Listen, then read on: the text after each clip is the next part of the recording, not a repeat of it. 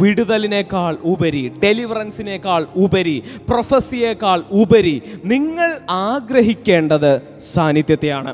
അങ്ങനെ സാന്നിധ്യം കൊതിക്കുന്ന ഒരു മനുഷ്യനാണ് നിങ്ങളെങ്കിൽ നിങ്ങളുടെ ലൈഫ് അസാധാരണമായിട്ട് തിരിയും. അസാധാരണ ഉയർച്ചകളിലേക്ക് നിങ്ങൾ പോകുവാനായിട്ട് ഇടയായിത്തീരും. ഹല്ലേലൂയ. ദൈവം എപ്പോഴും നോക്കുന്നത് ഒരു കാര്യമാണ്, എന്നെ ആര് സ്നേഹിക്കുന്നുണ്ട്, എൻ്റെ സാന്നിധ്യത്തെ ആര് സ്നേഹിക്കുന്നുണ്ട്. ഹല്ലേലൂയ. നമുക്കൊരു കാര്യം അറിയാം, സാന്നിധ്യത്തിൻ്റെ അകത്താണ് ആദാമിനെ ദൈവം സൃഷ്ടിച്ചിരുന്നത്. ഇസ്രായേൽ മക്കളെ മരുഭൂമിയിൽ കൂടെ നടത്തുമ്പോഴും അവർക്ക് പകൽ മേഘസ്തംഭമായി രാത്രി അഗ്നിത്തൂണായി നിരന്തരം സാന്നിധ്യം കൂടെ ഉണ്ടായിരുന്നു.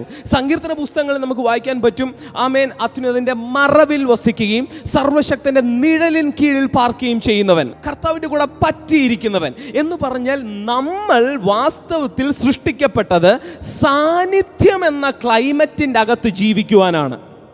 ഏതിൻ്റെ അകത്ത് ജീവിക്കുവാനാണ്? സാന്നിധ്യം എന്ന ക്ലൈമറ്റിൻ്റെ അകത്ത് ജീവിക്കുവാനാണ് വാസ്തവത്തിൽ മനുഷ്യൻ സൃഷ്ടിക്കപ്പെട്ടത്.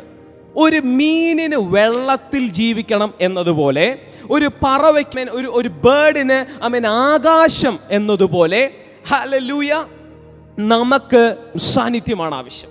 ഒരു മീനിന് വെള്ളം എന്നതുപോലെ അതിൻ്റെ എല്ലാ കാര്യങ്ങളും നടക്കുന്നത് ആ വെള്ളത്തിൻ്റെ അകത്താണ്. അതിന് ഭക്ഷണം കിട്ടുന്നതിന് മുൻപ്, അതിന് ഇണ ചേരേണ്ടതിന് മുൻപ്, അതിന് മറ്റു മീനുകളുമായി സഹവസിക്കുന്നതിന് മുൻപ്, എല്ലാത്തിനും മുൻപ് ആദ്യം അതിന് ആവശ്യം അതിൻ്റെ ക്ലൈമറ്റാണ്. ഇന്ന് എത്ര പേര് വിശ്വസിക്കുന്നുണ്ട്, എനിക്ക് ആവശ്യമുള്ള ക്ലൈമറ്റ് ദൈവത്തിൻ്റെ പ്രസൻസ് ആണ്?